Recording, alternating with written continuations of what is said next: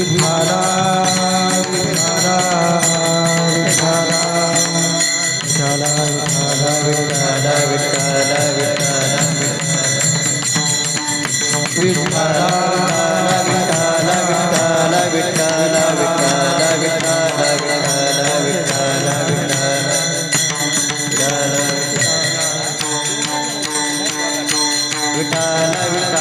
विठाला विठाला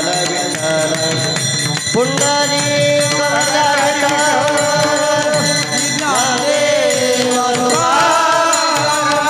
पंढरात भगवान की मौली ज्ञानेश्वर महाराज की विठाला विठाला विठाला विठाला विठाला विठाला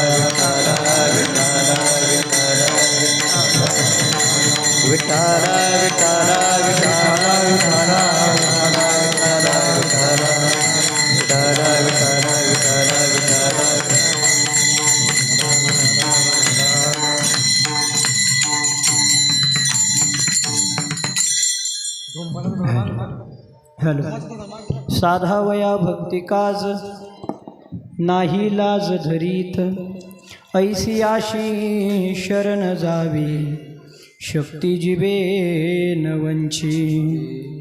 भीष्मपण केला खरा धनुर्धरा रक्षियले, ऐसी आशी शरण जावी शक्ती जिवे न वंची. तुका म्हणे साक्ष हाती, तुका म्हणे साक्ष हाती, तो म्या चित्ती धरियला, ऐसी आशी शरण जावी शक्ती जिवे न वंची. पांडुरंगा करू प्रथम, पांडुरंगा करू प्रथम, पांडुरंगा करू प्रथम नमन, पांडुरंगा करू प्रथम नमन. दुसरे चरण संताची दुसरे चरण संतांची दुसरे चरण संतांची. हे त्यांच्या कृपादाने कथेचा विस्तार, त्यांच्या कृपादाने कथेचा विस्तार, कृपादाने कथेचा विस्तार. त्यांच्या कृपादाने कथेचा विस्तार. सद्गुरुदास तुका, बाबाजी सद्गुरुदास तुका, बाबाजी सद्गुरुदास तुका.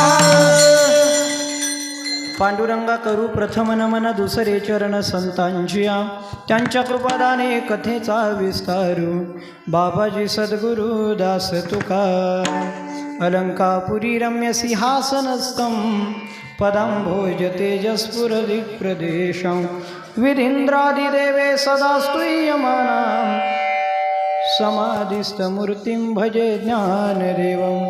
मनोजवं मारुततुल्यवेगं जितेन्द्रियं बुद्धिमतां वरिष्ठं.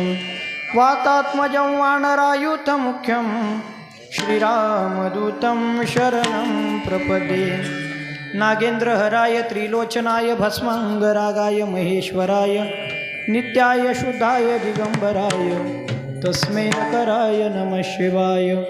शरदिंदू समाकारे परब्रह्मस्वरूपिणी वासरा पीठनिलये सरस्वती नमोस्तुते. विठ्ठल विठ्ठल विठ्ठल विठ्ठल विठ्ठल विठ्ठल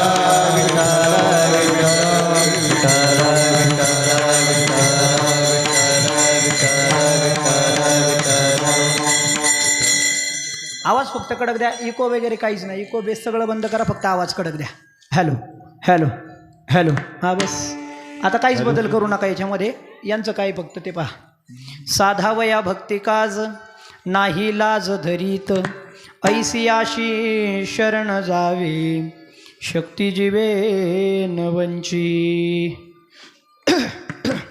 प्रस्तुत प्राप्त प्रसंगी कीर्तनरूपी सेवेकरिता निवडलेला अभंग विश्वमान्य विश्वभूषण विश्वाधिकार विश्वप्रिय चिन्मय स्वरूप असणारे अधिकार संपन्न साधू देहू निवासी श्रीमंत श्री जगद्गुरु तुकोबराय यांचा 4 चरणांचा उपदेशपर प्रकरणातील अभंग प्रस्तुत सेवेकरिता निवडलेला आहे.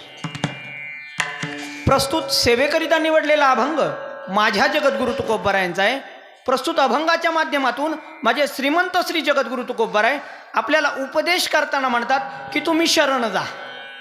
काय म्हणतात तुकोबराय? तुम्ही शरण जा. आणि शरण नेमकं कोणाला जायचं? त्या देवाचं लक्षण अभंगाच्या पहिल्या चरणामध्ये सांगताना माझे जगद्गुरु तुकोबाराय म्हणतात, साधावया भक्ती काज. जो भक्ताचं काम करत असताना एका तिळा इतकाही लाजत नाही ना.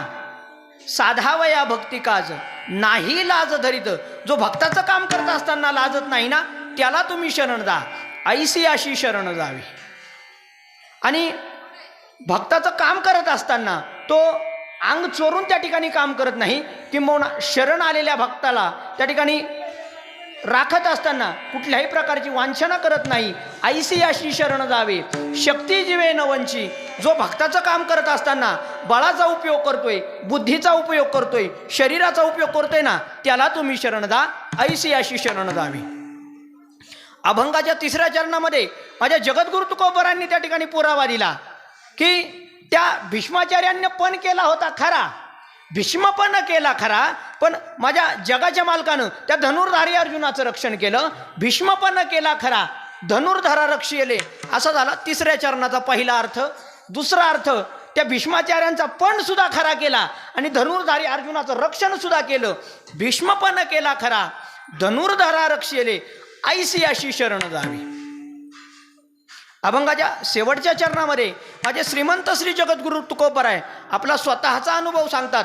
तुका म्हणे साक्षाती, माझ्याकडं पुरावा आहे, माझ्याकडं त्याची साक्ष आहे, आणि म्हणून मी त्या जगाच्या मालकाला माझ्या चित्तामध्ये धरलंय. तुका म्हणे साक्षाती तोम्या चित्ती धरियेला, आणि आईसी अशी शरण जावे शक्ती जीवे नवंची. असा झाला अभंगाचा साधा, सोपा आणि सरळ भावार्थ. झालं आपलं कीर्तन. विठ्ठल विठ्ठल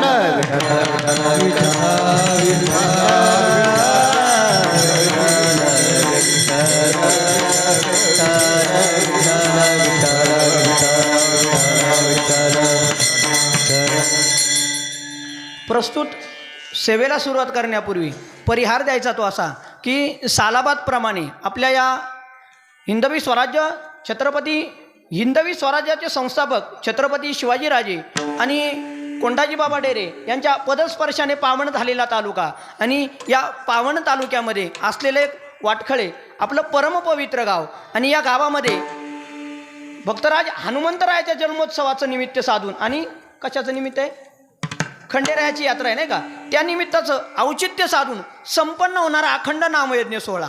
वर्ष कितवं आहे? 42. 41 वर्ष त्या ठिकाणी पूर्ण झालेले आहेत. आणि 42व्या वर्षामध्ये पदार्पण करत असताना आज 4थ्या दिवसाची कीर्तनरूपी सेवा योगायोगानं माझ्यासारख्या अल्पज्ञानी व्यक्तीच्या वाट्यावर आली, ज्यांच्या माध्यमातून या ठिकाणी सेवा करण्याची संधी या ठिकाणी प्राप्त झाली. ते तुम्ही सर्व ग्रामस्थ सेवेच्या माध्यमातून ज्यांनी मला फोन केला, ते आपल्या गावचं भूषण आदरणीय दीपकदादा घोलप यांच्या माध्यमातून तुमच्या सेवेचा योग त्या ठिकाणी आला. मी अगदी सुरुवातीलाच तुम्हा सर्व ग्रामस्थांच्या चरणी विनम्र भावानं त्या ठिकाणी प्रणिपात करतो आणि माझ्या कीर्तनरूपी सेवेला सुरुवात करतो. विठ्ठल विठ्ठल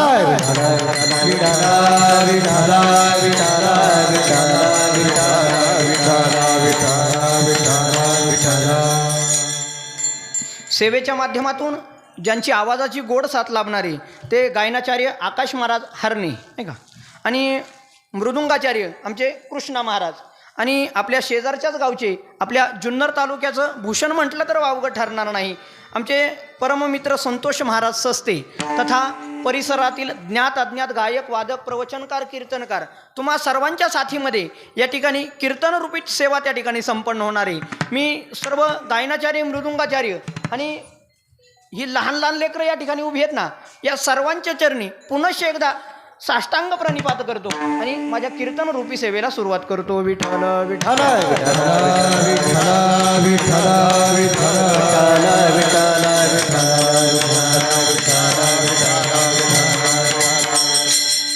साधावया भक्ती काज नाही लाज धरीत, ऐसियाशी शरण जावे शक्ती जीवे नवंची. प्रस्तुत अभंगाच्या माध्यमातून माझे श्रीमंत श्री जगद्गुरु तुकोबाराय आपल्याला उपदेश करतात, आणि तो उपदेश करत असताना माझे जगद्गुरु तुकोबाराय म्हणतात की तुम्ही शरण जा. खरं तर प्रस्तुत सेवेकरिता निवडलेला अभंग उपदेशपर प्रकरणातील आहे. कोणता आहे? उपदेशपर प्रकरणातील आहे. मी अगदी सुरुवातीलाच तुम्हा सर्वांच्या चरणी विनम्र भावानं पुनश्च एकदा दंडवत घालतो, कारण तुम्हाला उपदेश करावा या पात्रतेचा मी नाही, किंबहुना या लायकीचा मी नाही. संतोष महाराज तुम्हाला उपदेश करावा या पात्रतेचा मी नाही. कारण काय पहा, सप्त्याचं 42वं वर्ष आहे. कितवं वर्ष आहे? गुरुवारी हरिभक्तपरायण माऊली बाबा बाबळे हां त्यांच्या पदव्या जर पाहिल्या ना त्यांच्या पदव्या वाचता वाचता बराच वेळ जाईल. त्यांच्या पदव्यांकडे पहा. त्यांच्या मार्गदर्शनाखाली चालू असलेला हा अखंड नामयज्ञ सोहळा आणि 41 वर्षामध्ये दर वर्षाला 8 कीर्तनकार. त्यामध्ये आमच्या संतोष महाराजांचं सुद्धा कीर्तन होत असतं, माऊली बाबांचं कीर्तन होत असतं. किंवा आपल्या संपूर्ण महाराष्ट्रातून ज्ञात अज्ञात ज्ञानवंत गुणवंत कीर्तनकार या ठिकाणी येत असतात. आणि 41 वर्षामध्ये तुम्ही किती कीर्तनकारांना उकळून प्यायलेत? माझं गणित थोडंसं कच्चं आहे. 41 गुणिले 8 करा, हां किती होतात? 8 चौक 32, 320 आणि 328. 328 कीर्तनकारांना तुम्ही आजपर्यंत उकळून प्यायलेत. बाकीच्या दशक्रिया ते सगळं सोडून द्या. म्हणजे ते 328 आणि कालपर्यंतचे 3 हां एवढे कीर्तनकार इथं येऊन गेलेत. हां तुम्ही त्यांचं तरी ऐकलं का जेव्हा माझं ऐकणार आहेत? हां म्हणून मी सुरुवातीलाच बोलून गेलो होतो की तुम्हाला उपदेश करण्याच्या पात्रतेचा मी नाही. हां आणि जर तुम्ही जर ऐकलं असतं तर आमचे धंदे कशाला चालले असते बरे. मी माफी मागून बोलतोय. हा तुम्ही जर ऐकलं असतं, सांगा बरं पहिल्या दिवशी कोणता अभंग होता? तुम्ही विसरता म्हणून आमचे धंदे त्याहीपेक्षा जोरात चालतात ना. बरोबर आहे ना संतोष महाराज? काही चुकत असेल तर सांगा. पण ह्या गादीचा अधिकार एवढा मोठा आहे ना, या गादीचा अधिकार एवढा मोठा आहे. मी जरी तुमच्यापेक्षा लहान जरी असलो ना, या गादीमुळं मला तुम्हाला आज उपदेश करता येतोय. म्हणून सेवेकरिता निवडलेला अभंग माझ्या जगद्गुरु तुकोबारायांचा आहे. आणि सेवेच्या माध्यमातून माझे जगद्गुरु तुकोबाराय आपल्याला उपदेश करतात. उपदेश करताना माझे जगद्गुरु तुकोबाराय म्हणतात तुम्ही शरण जा. काय करता? शरण जा. शरण शरण आपण रोज हा शब्द म्हणतोय किंवा रोज ऐकतोय. शरण म्हणजे काय? मग शरण म्हणजे काय सांगा बरं? हां तुम्हाला बोलता येते ना? सगळ्यांना येतं आहे ना? हाय म्हणा ना, नाही म्हणा ना, बोलता येते ना? हां मग तुम्ही जर बोलले तर 7-8 तासात आपण कीर्तन थांबवू, चालेल ना? बोलले तर, नाही बोलले तर 9ला सोडायचंच आहे. शरण कशाला म्हणतात बरं? शरण सांगा ना. आता तुमच्या परिचयाचा शब्द सांगतोय ना, मी संस्कृतातलं काय विचारतोय का? हां मी काय अवघड? शरण म्हणजे काय तर एखाद्याच्या निवाऱ्याला जाणं. शरण म्हणजे काय? एखाद्याच्या निवाऱ्याला जाणं, एखाद्याच्या आश्रयाला जाणं, एखाद्याच्या देखरेखीखाली जाणं, एखाद्याच्या निगराणीखाली जाणं, किंवा आपल्या मराठी भाषेत सांगू का, एखाद्याच्या आड जाणं, त्याला काय म्हणतात? शरण. अगदी साधी सोपी व्याख्या आहे ना. शरण कुणाच्या तरी निवाऱ्याला जाणं, कुणाच्या तरी आश्रयाला जाणं, कुणाच्या तरी निगराणीखाली जाणं, कुणाच्या तरी आड जाणं, याला काय म्हटलं जातं? शरण. साधी सोपी ढोबळमानानं व्याख्या आहे. आणि तुकाराम महाराज म्हणतात तुम्ही शरण जा, कुणाच्या तरी आश्रयाला जा, कुणाच्या तरी निगराणीखाली जा. शरण म्हणजे काय तुम्हाला कळलं? आता या ठिकाणी प्रश्न असा पडतो की शरण कोण कुणाला जातं? काय प्रश्न पडतो? शरण कोण कुणाला जातं? तर पहा, शरण हा दुर्बळ व्यक्ती त्या ठिकाणी शक्तिशाली माणसाला त्या ठिकाणी शरण जात असतो. काय सांगितलं? दुर्बळ माणूस शक्तिशाली माणसाला त्या ठिकाणी शरण जात असतो. पहा, एखाद्याकडे जर पैसा कमी असेल ना, त्याला जर गरज लागली तर तो कोणाकडे जाणार आहे? पैशावाल्याकडे जाणार आहे. एखादा जर अंगाकाठीनं त्या ठिकाणी जर किरकोळ असेल, हां आणि जर काही शारीरिक जर काम असेल, उचल साचल जर असेल, तर त्याला कोणाकडे जावं लागणार आहे? जो अंगाकाठीनं धष्टपुष्ट आहे ना, त्याची शरणागती त्याला पत्करावी लागणार आहे ना. एखादा बुद्धीनं कमी असेल, ज्ञानानं कमी असेल, त्याला कोणाची शरणागती पत्करावी लागणार आहे?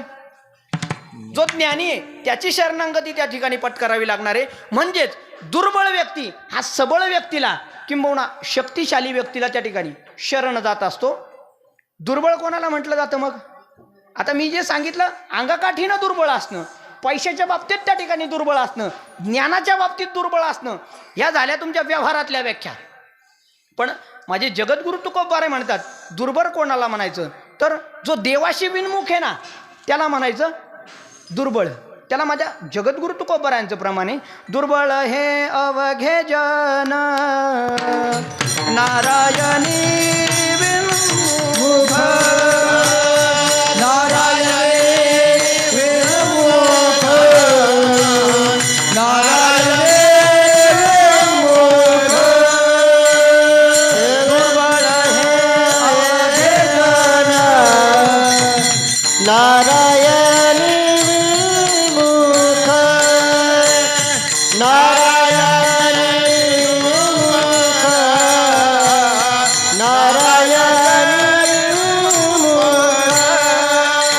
दुर्बळ हे अवघे जन नारायणी विनमुख नारायणे विनमुख नारायणी विनमुख हे दुर्बळ हे जन नारायण विमुख नारायण विमुख नारायण विमुख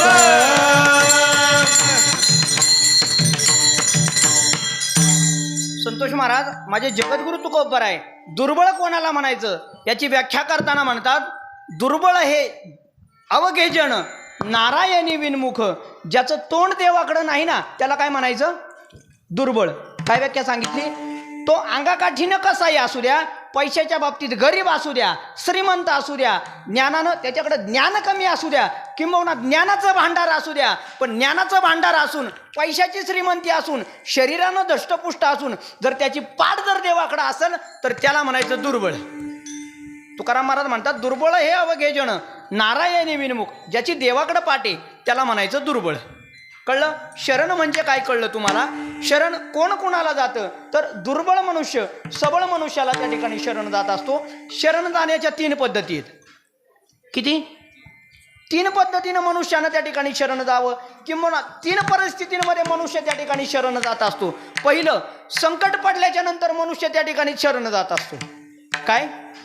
संकट पडल्याच्या नंतर मनुष्य त्या ठिकाणी शरण जात असतो. दुसरा प्रकार की वंश परंपरागत पद्धतीनं मनुष्य त्या ठिकाणी शरण जात असतो. आणि शरण जाण्याचा 3रा प्रकार मनुष्य विचार करून विवेक करून त्या ठिकाणी शरण जात असतो. पहिलं काय सांगितलं. पहिलं काय सांगितलं आत्ताच सांगितलं ना. हा तुम्ही विचार करा. मी आलो लागलं तर चहा पिऊन तोपर्यंत. मनुष्य शरण जात असतो संकट आल्याच्या नंतर. काय. आणि पहा ना आपण संकट आल्याच्या नंतर आपल्याला मंदिराचे दरवाजे कमी पडतात एवढ्या मंदिरामध्ये आपण जातोय. कधी. संकट आल्याच्या नंतर. पहा ना त्या गजेंद्राला संकट पडलं होतं. आणि संकट पडल्याच्या नंतर त्या गजेंद्रानं त्या जगाच्या मालकाला मायबाप आवाज दिला होता. तयासाठी गरुडा सांडोनी धावसी माया झळंबसी दीनानाथा. आणि त्यासाठी माझा जगाचा मालक गरुडाला सोडून त्या ठिकाणी धावत आला होता. संकट पडल्याच्या नंतर मनुष्य त्या ठिकाणी शरण जात असतो. शरण जाण्याचा 2रा प्रकार सांगितला होता. काय. वंश परंपरागत पद्धतीनं मनुष्य त्या ठिकाणी शरण जात असतो. तुकाराम महाराज म्हणतात माझ्या वडिलांची मिरासी गा देवा तुझी चरण सेवा पांडुरंगा. विश्वंभर बाबा माझ्या जगद्गुरु तुकोबरायांची 7वी पिढी आणि तिथून चालत आलेली परंपरा. हरी मुकुंदा पदाजी विठोबा इथून चालत आलेली परंपरा. बोल्लोबा आणि बोल्लोबांचे पुत्र माझे श्रीमंत श्री जगद्गुरु तुकोबराय म्हणतात माझ्या वडिलांची मिरासी गा देवा. मनुष्य वंश परंपरागत पद्धतीनं त्या ठिकाणी शरण जात असतो. पहा आमच्याकडं आंबेगाव तालुक्यामध्ये ना एखाद्या नवविवाहिताचं लग्न झालं ना जोडप्याचं त्यांना त्या ठिकाणी जेजुरीला पाठवलं जातं. इकडं आहे का पद्धत. आहे ना. आणि तिथं गेल्याच्या नंतर 4-5 पावले काय करावं लागतंय. म्हणजे तुम्हाला अनुभव आहे चांगला नाही का. आपल्या पत्नीला 4-5 पावलं त्या ठिकाणी उचलून घ्यावं लागतंय. हे आपल्याला कोणी सांगितलंय. आपल्या बापानं. आपल्या बापाला कोणी सांगितलंय. म्हणजे वंश परंपरागत पद्धतीने आलेली शरणांगती. वंश परंपरा दास मी अंकित वंश परंपरा दास मी अंकित वंश परंपरा दासनी अंकित वंश परंपरा दासनी अंकित तुका मोकलीचा राज कोणा तुका मोकलीचा राज कोणा उपवास पारे राखीला दारवंता उपवास पारणी राखीला दारवंता तुका मोकलीचा राज कोणा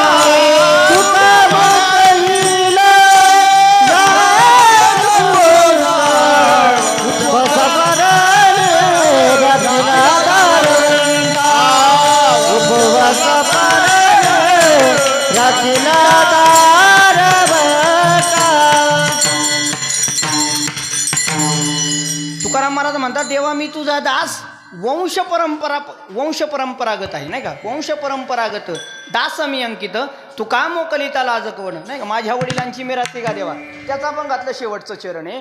मनुष्य दुसऱ्या पद्धतीनं त्या ठिकाणी भगवंताला शरण जात असतो, वंश परंपरागत पद्धतीनं.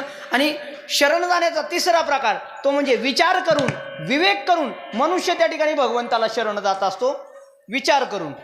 आणि प्रस्तुत अभंगाच्या माध्यमातून म्हणजे श्रीमंत श्री जगद्गुरु तुकोबाराय आपल्याला उपदेश करताना सांगतात की तुम्ही विचार करून भगवंताला शरण जा, विचार करून विवेक करून भगवंताला शरण जा. शरण शरण शरण, मी मगाच धरून काहीतरी 10-20 वेळा माझ्या तोंडातून शब्द गेला असेल शरण, नाही का.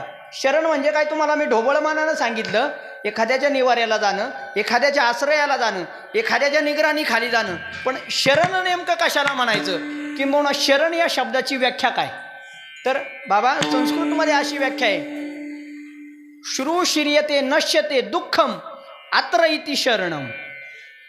जिथं गेल्याच्या नंतर दुःखाचा नाश होतो त्याला म्हणायचं शरण.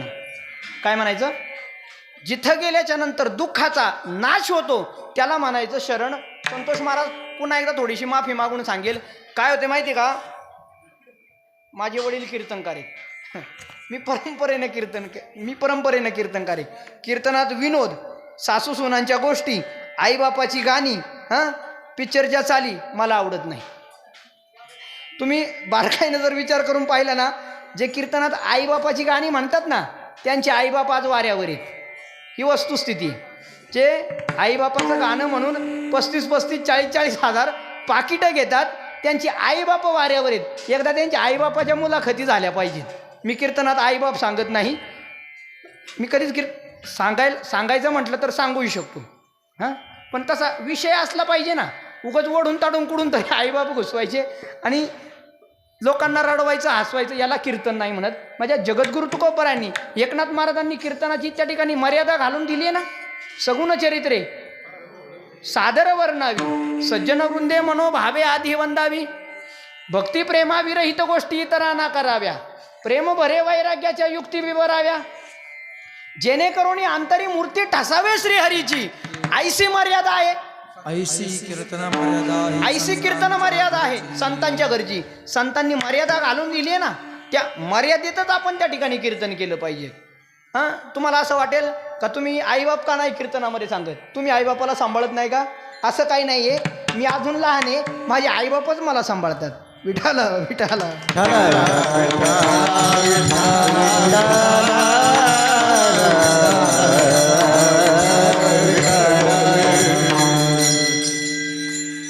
आणि चिंतनाला धरून, अभंगाला धरून कीर्तन त्या ठिकाणी करायला लागला का एखादा बघता, लोकांना थोडंसं बोर होत असतं.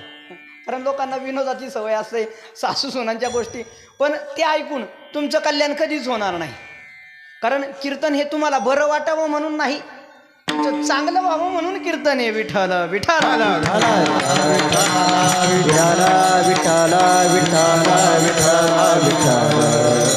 शास्त्रकारांनी शरण या शब्दाची व्याख्या करत असताना सांगितलं, जिथं गेल्याच्या नंतर आपल्या दुःखाचा नाश होतो त्याला काय म्हणायचं, शरण.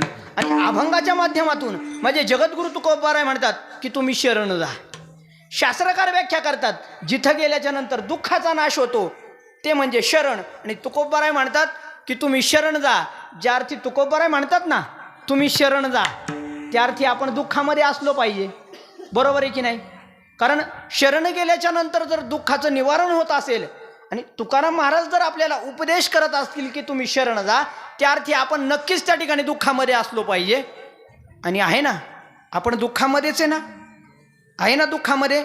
आपण जो संसार करतोय संतोष महाराज, त्या संसाराचं मूळ कसं आहे, दुःख बांधवडी आहे संसार, सुखाचा विचार नाही कोठे, सुखाचा विचार नाही कोठे, सुखाचा विचार नाही कोठे. दुःख बांधवडी आहे हा संसार, सुखाचा विचार नाही कोठे, सुखाचा विचार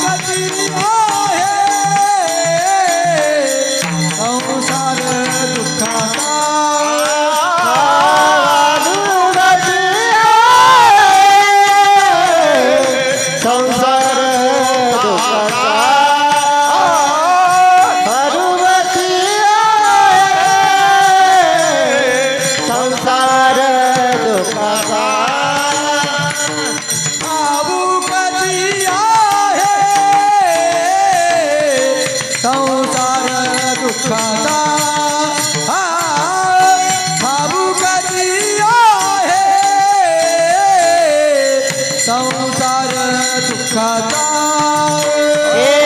ठाऊकच संसार दुःखाचा ठाऊकच संसार दुःखाचा चित्तीची नद्या वाहू नये चित्तीची नद्या वाहू नये चित्तीस नद्याचा वाहू नये चित्तीस नद्याचा वाहू नये मग वायावी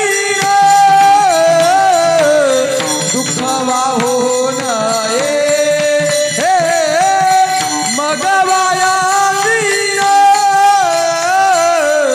दुःख वाहू नये मन वाहू नये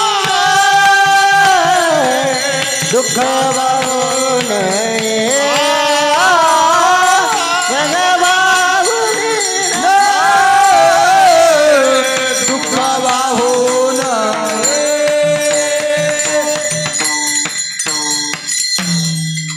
तुकाराम महाराज म्हणतात दुःख बांधवडी आहे हा संसार किंबहुना ठाऊकाची आहे संसार दुःखाचा. हा संसार दुःखाचं मूळ आहे मायबाप मूळ आहे. याला एक चौचरणीप्रमाणे ना संसार दुःख मूळ चौकडे इंगाळ संसार दुःख मूळ संसार दुःख मूळ चहूकडे संसार दुःख मूळ विश्रांती नाही ओढे रात्री बसत माळ विश्रांती नाही ओढे विश्रांती नाही कोठे रात्र दिवस विश्रांती नाही कोठे काम क्रोध लोभ शोले पाठी लागले ओढाळ काम क्रोध लोभ शोले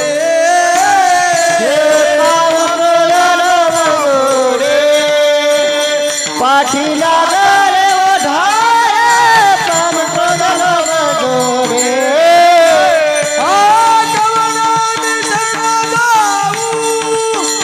दृष्टी देईल निर्मळ दृष्टी देईल निर्मळ धर्म जागो देवाचा देवा परम पारी धर्म जागो देवाचा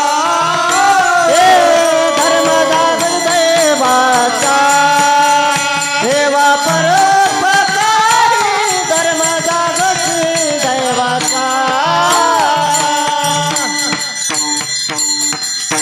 संसार दुःख प्रमाणावर नंतर येतो. एक छोटासा दृष्टांत देतो. पावसाळ्याचे दिवस जवळ आले होते. काय आलं पावसाळ्याचे दिवस झाले होते. आता गावाकडं माझं किराणा मालाचं दुकान आहे. काय किराणा मालाचं.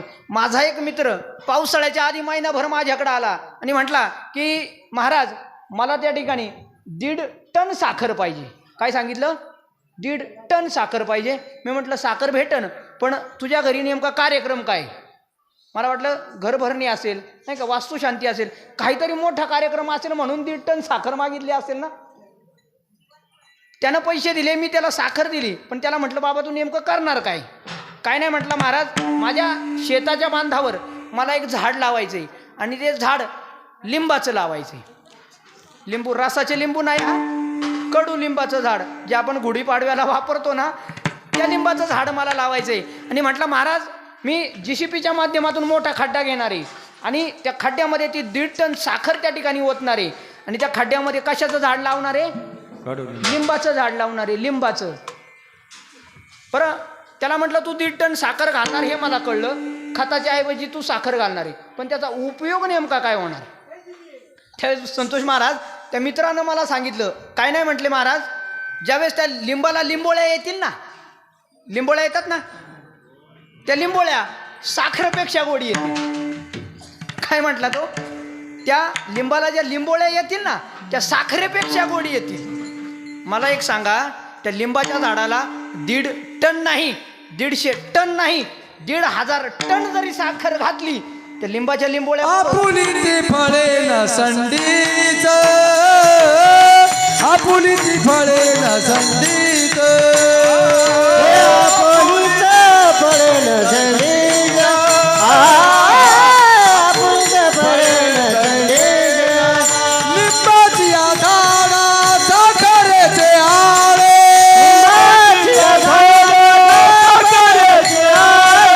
लिंबाची झाडा साखरेचे आळे,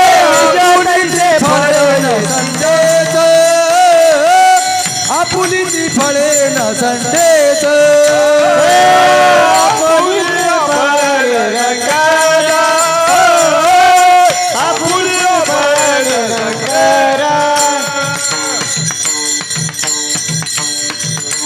तुकाराम महाराज म्हणतात, लिंबाची या झाडा साखरेचे आळे, बीज तैसे फळ येती तया, आपुली ती फळे न सांडीची, बीज बर 2 प्रमाण आहेत का? हा, म्हणजे त्या लिंबाच्या झाडाला तुम्ही किती साखर घातली ना, त्याला जी लिंबोळ्या येणार आहेत ना त्या कडूच येणार आहेत. तसा हा संसार आहे. याच्या तुम्ही कितीही सुख शोधण्याचा प्रयत्न करा, कितीही सुख शोधण्याचा प्रयत्न करा, ते सुख शोधण्याच्या आशेमध्ये तुमचं जीवन निघून जाईल. सर्व सुखाची आशा जन्म गेला. हा, सगळं जीवन जरी निघून गेलं ना तरी तुम्हाला त्या संसारामध्ये सुख त्या ठिकाणी भेटणार नाही. कारण दुःख बांधवडी आहे हा संसार.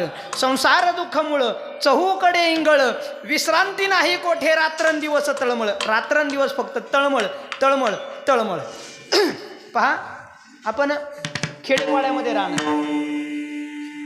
इथं किती जण कोंबडे पाळतात बरं? हा, वर हात करा वा. कोंबडा माहिती आहे का सगळ्यांना? कोंबडा माहिती आहे ना? पहा, काय होतंय, आपल्या जवळपास खताचा उकडा असतो. त्या उकड्यामध्ये आपण काय टाकत असतो? गुरांचं शेण त्या ठिकाणी टाकत असतो. जनावरं जे धान्य खातात ना, गहू असेल, बाजरी असेल, जे म्हणून धान्य असेल, ते सगळंच धान्य जनावरांच्या पचनी पडत नाही. शेणावाटं काही धान्य त्या ठिकाणी बाहेर पडत असतं आणि आपण ते शेण हाय असं कुठं टाकत असतो? उकिड्यावर. तो कोंबडा काय करत असतो? आपला सगळा परिवार घेऊन त्या उकड्यावर येत असतो. याला प्रमाण आहे बरं का संतोष महाराज पुढं. आणि त्या उकड्यावर आल्याच्या नंतर तो कोंबडा काय करत असतो माहिती आहे का? उकरायचं काम करत असतो. उकरायचं काम करत असतो. 1-2 तास नुसता तो कोंबडा उकरायचं काम करतो, नुसतं उकरायचं काम करतो. आणि त्या खतामध्ये जेवढे म्हणून धान्य असेल ना ते पाठीमागं टाकण्याचा प्रयत्न करत असतो. आणि बराच वेळ गेल्याच्या नंतर त्याच्या असं लक्षात येतं की आपण 2-3 तास त्या ठिकाणी उकरण्याचं काम करतोय, त्या अर्थी मागं धान्याचा भला मोठा ढीग झाला पाहिजे. आणि 2-3 तासाच्या नंतर त्याने असं वळून पाहिल्याच्या नंतर मागं जी पिलावळ आलेली असते ना, हां, मागं त्याचा जो परिवार असतो ना, त्यांनी एक दाणासुद्धा त्या ठिकाणी ठेवलेला नसतोय. तुकाराम महाराज म्हणतात, त्या संसारामध्ये आपली परिस्थिती तशी होते. झाले कोंबड्याची पारे, तुका म्हणे झाले कोंबड्याची पारे,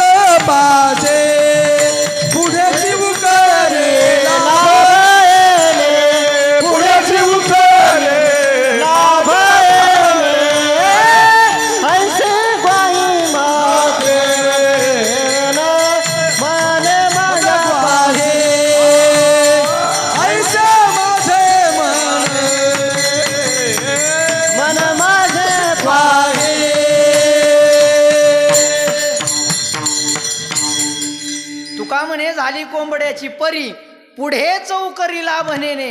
तो फक्त उकरायचं काम करतोय, शेवट त्याच्यासोबत काहीच येत नाही. या संसारामध्ये कितीतरी कोंबडे असेत महाराज, कितीतरी कोंबडे असेत. रात्रंदिवस फक्त पैसा कमवण्याच्या मागं लागतात. आणि एकदा का शेवट झाला ना, यमाची हाती बांधून या देती, भूषेनेही घेती काढून या. तुमच्या हातात जर अंगठी असेल ना, ते काढणारे गावाच्या बाहेरचे असतात का, घराच्या बाहेरचे असतात का? एवढं कळतंय. मग जाताना तुमच्या हातात जे गळ्यात जे असेल ना, ते इथं आणून ठेवा. यमाची हाती बांधून या देती, भूषेनेही घेती काढून या. त्या कोंबड्याप्रमाणे आपली परिस्थिती झाली मायबाप. फक्त उकरत राहायचं, फक्त उकरत राहायचं. त्याचा लाभ कधी आपण घेतोय का? आमच्याकडे काय माहिती आहे का, मेल्यानंतर माणसं जाळतात. हां, म्हणजे येतंय तुमच्या लक्षात ना, इकडेही तसंच आहे ना. हां, जी आंघोळ घातली जाते आपल्याला, आंघोळ ती घराच्या खाट आणली जाते, ती भात शिजवला जातो, तो सोडला जातो, तो पण बाहेरच सोडतात विसावठ्यावर. सोबत फक्त 1 रुपया लावतात. तोही वर नेऊन जायची परिस्थिती. हे नाही ना, वर घेऊन जायचं आहे का काही मार्ग? काहीच मार्ग नाही. तू का म्हणे झाली कोंबड्याची परी, पुढे चौकरीला भनेने किंवा विंचू लाभावीनं. तू का म्हणे वायशीनं. हां, त्या कोंबड्याप्रमाणे आपली परिस्थिती या संसारामध्ये झाली आहे. आणि संसार मुळात आहेच ना दुःखरूप माईबाप, आहेच ना दुःखरूप. आम्ही ज्यावेळेस लहान होतो ना बाबा, त्यावेळेस म्हातारी माणसं गोष्ट सांगायची, तुम्ही कदाचित ऐकली असेल.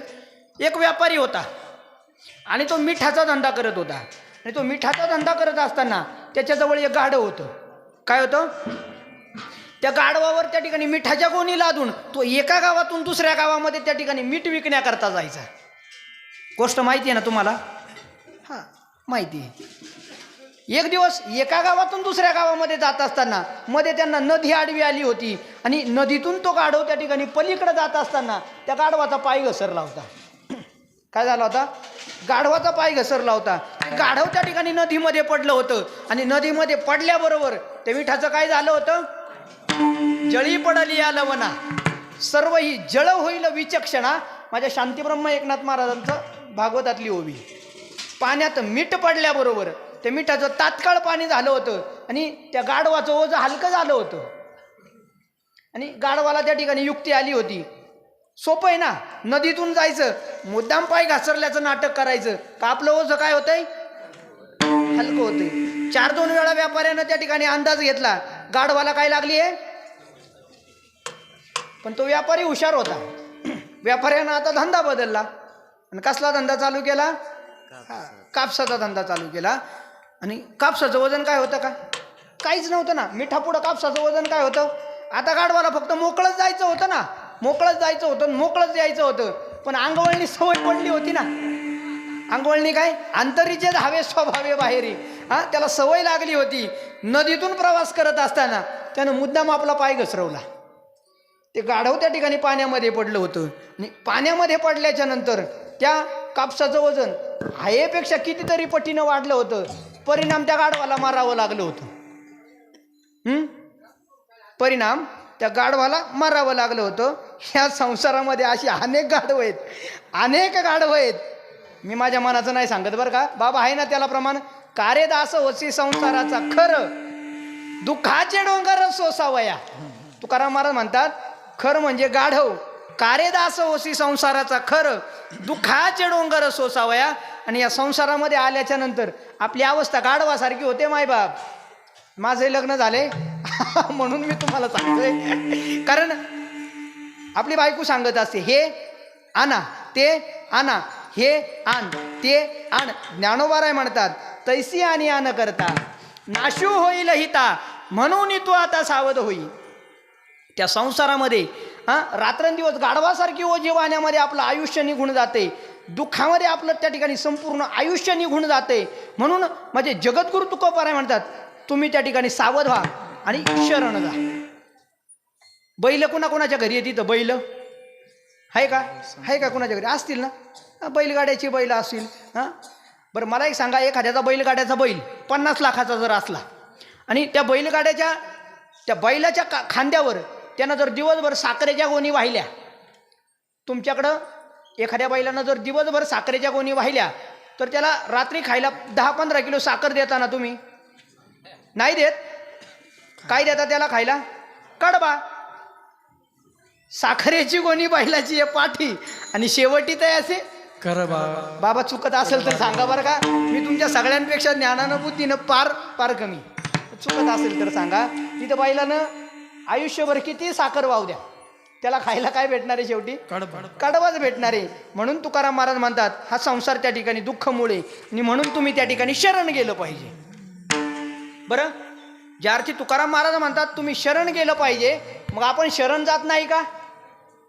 जातो ना, आपण शरण जातो. सोमवार आला की कैलासीचा देव भोळा चक्रवर्ती, भोळा चक्रवर्ती, कैलासचा देव भोळा चक्रवर्ती, कैलासचा देव भोळा चक्रवर्ती, पती योगीराज पार्वतीचा पती, योगीराज पार्वतीचा पती योगीराज.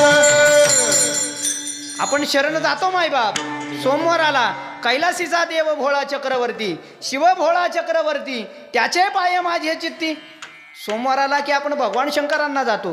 बाबा मंगळवार आल्याच्या नंतर अनादि निर्गुण प्रगटली भवानी, अनादि निर्गुण प्रगटली भवानी, महिषासुरे मर्दनाला गोनी, मोह महिषासुर मर्दनाला गोले, त्रिविध तापाची करवाया झाडणी, विविध तापाची करावया झाडे, भक्ता लागी तू पावस निर्वाणी, भक्ता लागी तू पावसी निर्वाणे, भक्ता लागी तू पावस निर्वाणी, भक्ता लागी तू पावसी निर्वाणे. आईचा जोगवा मागे, आईचा जोगवा मागे न, आईचा जोगवा मागे न, आईचा जोगवा मागे न.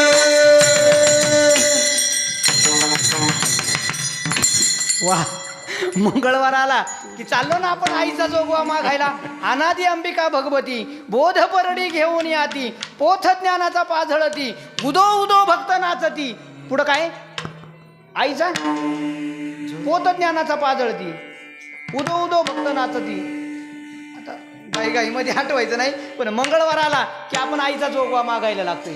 बुधवार आला बोलावा विठ्ठल, पहावा विठ्ठल, करावा एक विठ्ठल. गावे आम्ही विठोबाचे नाम, एक गावे आम्ही विठोबाचे नाम, एक गाऊ आम्ही विठोबाचे नाम, गाऊ आम्ही विठोबाचे नाम. आणि कापे काम नाही आता, आणि कापे काम नाही आता, मोडोलिया वाटा सूक्ष्म दुसर, मोडोलिया वाटा सूक्ष्म दुसर. आणि कापे आणि कापे काम नाही मोडलिया वाटा दुसर, मोडलिया वाटा मधुसर. एक गाऊ आम्ही विठोबाचे नाम, विठ्ठल टाळ विठ्ठल दिंडी, विठ्ठल तोंडी उच्चारा. बुधवार आला का आपण पांडुरंग परमात्म्याच्या द्वारामध्ये शरण जातोय. गुरुवार आला की दत्त माझी माता, दत्त माझा पिता, बहीण बंधू चुलता दत्त माझा, 3 शिरे 6 हात, तया माझे दंडवत. गुरुवार आला की आपण गेलो भगवान दत्तात्रयांना शरण. पुन्हा शुक्रवार आला संतोषी माता, पुन्हा आपण आंबेला त्या ठिकाणी शरण जातोय की नाही. सत्वर पावगे मला भवानी आई रोडगा वाहीन तुला, सत्वर पावगे मला भवानी आई रोडगा वाहीन तुला, सासरा माझा गावी गेला तिकडच खपवी त्याला भवानी आई रोडगा वाहीन तुला. शुक्रवार आला की पुन्हा आपण देवीला जातोय. शनिवार आल्याच्या नंतर शरण शरण हनुमंता, हनुमंत महाबळी, दाढी रावणाची जाळी, जाळी येली लंका, धन्य धन्य म्हणे तुका. शनिवार आल्याच्या नंतर आपण हनुमंतरायाच्या द्वारामध्ये जातोय. आणि रविवार आल्यावर अहम वाग्या सोहम वाग्या प्रेम नगरा बारे, अहम वागा सोहम वागा प्रेम नगराबारे, सावधोनी भजनी लागा देव करा कैवारी, सावध होऊन भजनी लागा देव करा कैवारे. माझा माझा मन मल्हारीची वारी माझा मनाची वारी मल्हारीची वारी माझ्या मल्हारीची मल्हारीची वारी माझा मल्हारीची वारी मल्हारीची वारी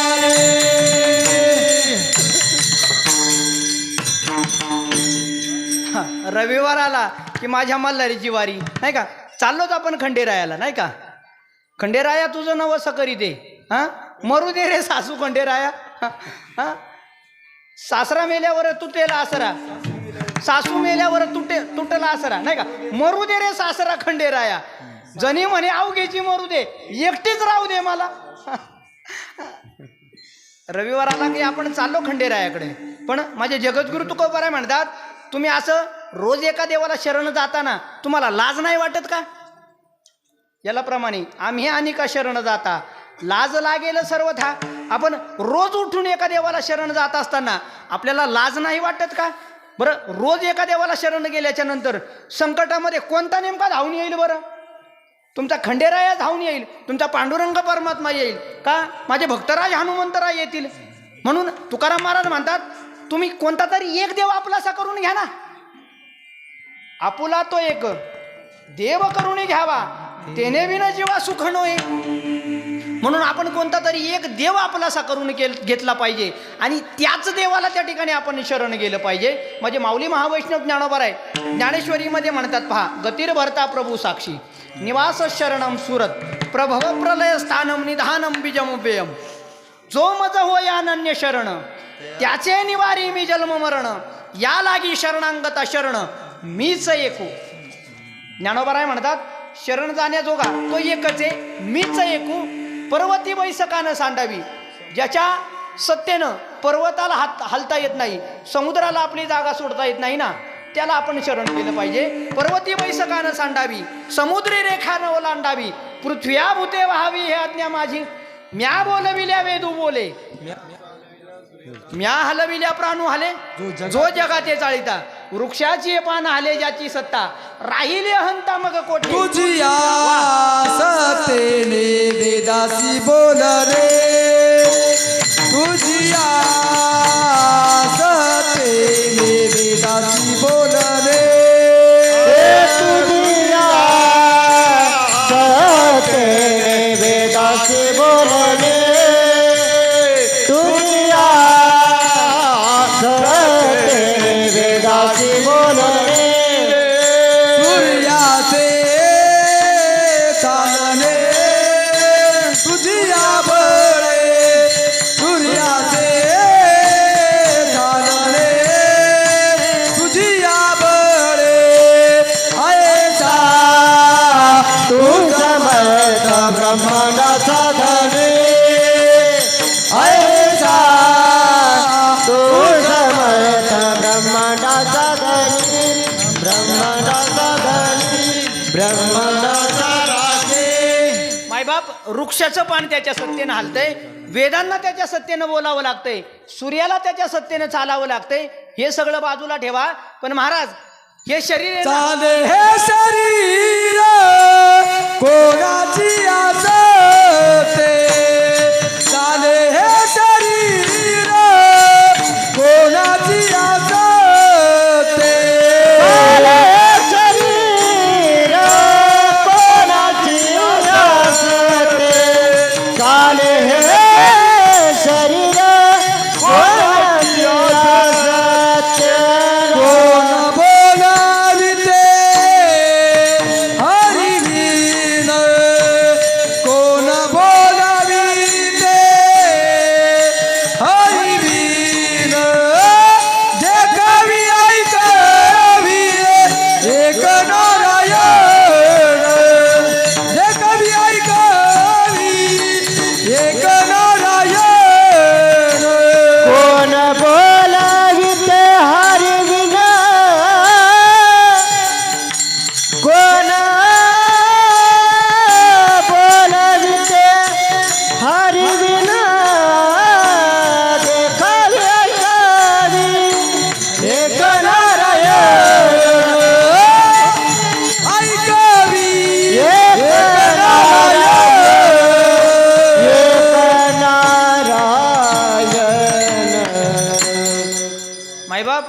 ज्याच्या सत्तेनं वेद बोलतात, ज्याच्या सत्तेनं सूर्य चालतो, नव्हे नव्हे आपलं शरीर ज्याच्या सत्तेनं चालतं ना, त्याला आपण शरण गेलं पाहिजे. मग ज्याच्या सत्तेनं आपलं शरीर चालतं, ज्याच्या सत्तेनं वेद बोलतो, त्याला नेमकं ओळखायचं कसं? त्याला ओळखायचं लक्षण म्हणजे जगद्गुरु तुकोबराय सांगतात अभंगाच्या पहिल्या चरणामध्ये. भक्ती काज साधवया, भक्ती काज साधवया, भक्ती काज साधवया, भक्ती काज साधवया, भक्ती काज साधवया, भक्ती काज साधवया, भक्ती काज साधवया, भक्ती काज हे नाही लाज धरत, नाही लाज धरित, नाही लाज, नाही लाज धरित, हैसियासी शरण जावे, हैसियासी शरण जावे, हैसियासी शरण जावे, हैसियासी शरण जावे. नाही लाज धरित, नाही लाज धरित, नाही लाज धरित, नाही लाज धरित. हे हैसियासी शरण जावे,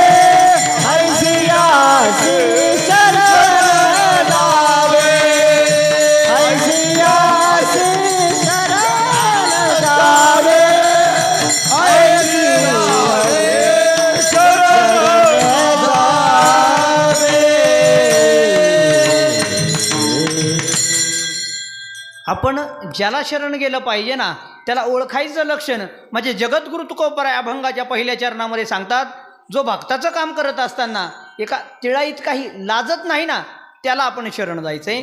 साधावया भक्ती काज नाही लाज धरीत. जो भक्ताचं काम करत असताना तिळाईत काही लाजत नाही. आता इथं थोड्या वेळानं पंक्ती पडू द्या. मी इकडचं नाही सांगत, लागलं तर आमच्या इकडचं सांगतोय, कारण मला घरी जायचं आहे अजून. हां, इथं पंक्ती पडल्याच्या नंतर किंबहुना आमच्या गावामध्ये पंक्ती पडल्याच्या नंतर, आमच्या गावात जर एखादा करोडपती असेल ना, त्याच्या हातामध्ये अशा 10 बोटात 10 अंगठ्या असतात. आता माझ्याकडे एकच आहे दाखवायला नेमकी. हां, ज्याच्या बोटात 10 अंगठ्या असतात ना, तो पंक्तीमध्ये असा फक्त फिरत असतो. आमच्या इकडचं सांगतोय. आणि तो सांगत असतो, इथं डाळ वाढ, इथं भात वाढ, इथं भाजी वाढ. तो फक्त पंक्तीमध्ये एवढंच काम करत असतो. तुम्ही त्याला म्हणा बरं, जा रे पाण्याची बादली घे आणि वाढ. करील का तो काम? करील का? अहो, मग इथं करोडपती जर तुम्ही सांगितलेलं काम करत नाही, तर तो जगाचा मालक आहे. कुणाला करोडपती करायचं आणि कुणाला भिकारी करायचं हे ज्याच्या हातात आहे, तो भक्ताचं काम करत असताना लाज धरत नाही. हे नेमकं कसं? एखादा करोडपती जर पंक्तीमध्ये पाणी वाढत नसेल, पाणी वाढताना जर तो लाज धरत असेल, तर तो माझा जगाचा मालक भक्ताचं काम करत असताना लाज धरत नाही. हे नेमकं कसं? खरं तर लाज ही प्रत्येक मनुष्याच्या ठिकाणी असते. असते की नाही? कशाला म्हणतात लाज?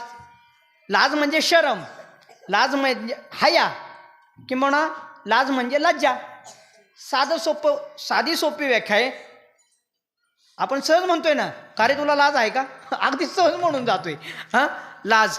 खरं तर लाज ही आपल्याकडे नाही, पण स्त्रियांचा तो दागिना आहे.